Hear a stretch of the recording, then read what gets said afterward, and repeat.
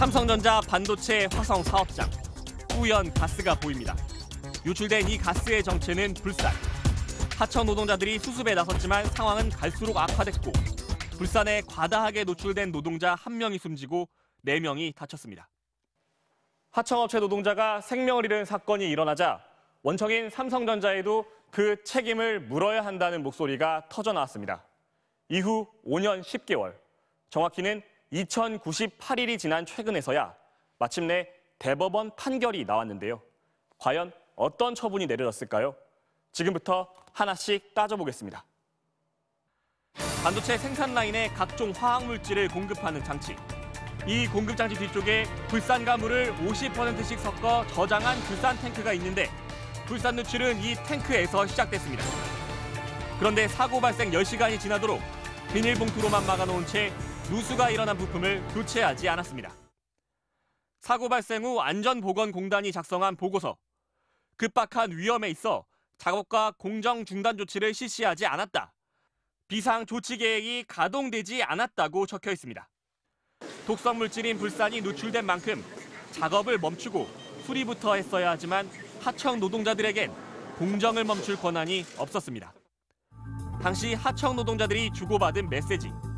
삼성에서 주말에 작업하지 말랬다고 들었다며 누수의 원인이 된 부품 교체가 원활하지 않은 상황임을 알립니다. 하청 노동자들은 불산이 저장된 탱크의 유지 보수 업무를 맡았지만 원청인 삼성의 허락 없인 부품 교체조차 빠르게 할 수 없었던 겁니다. 문제는 이뿐만이 아니었습니다. 불산 감지센터가 제대로 설치되지 않아 신속한 경보가 이뤄지지 않았고 삼성 측이 이런 사고 발생을 대비해 운영하고 있다는 자체 소방대는 사건 발생 16시간 만에야 현장에 출동했습니다. 하청 노동자들과 연락을 주고받은 삼성 직원이 경미한 사안이라고 판단해 소방대에 알리지조차 않았기 때문입니다. 급박한 위험이면 작업을 중지시켜야 되거든요. 근데 작업 중지는커녕 일을 다 시켰고 대피 명령도 없었고. 지금까지 살펴본 이 사건의 문제점, 사실 법원의 판결문에 고스란히 적혀있는 내용입니다. 그런데도 법원은 삼성 관계자와 하청업체에 벌금형만 선고했을 뿐 삼성 임원과 법인에 대해서는 무죄라고 판단했습니다. 영국의 기업 살인법과 같이 원청 기업의 책임을 제대로 물을 수 있는 법이 우리나라에는 없기 때문입니다. 지난 9월 삼성전자 반도체 기흥 사업장에서 이산화탄소가 또다시 누출됐습니다.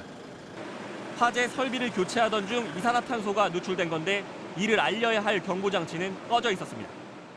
원래 자동으로 이제 배치 방송이 나가 자동 알림을 수동으로 바꿔놨어요. 그래가지고 그날 현장에는 올리지 않았다고 합니다.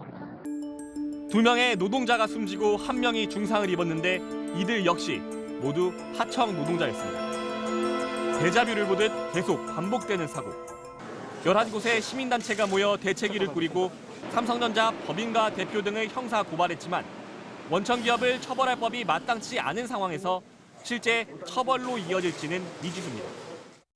우리나라처럼 산업재해로 돌아가시는 분들이 많고 특히 이제 기업의 처벌이 미비하고 그래서 더 억울한 사람들이 많은 곳에서 사실 지금 상황을 그냥 인정할 수는 없는 거거든요. 그래서 결국은 뭐 바꾸기 위해서 바꿔야 된다고 생각하는 사람들이 계속 뭐 작은 힘이라도 계속 내면서 목소리를 내야 될 것 같습니다.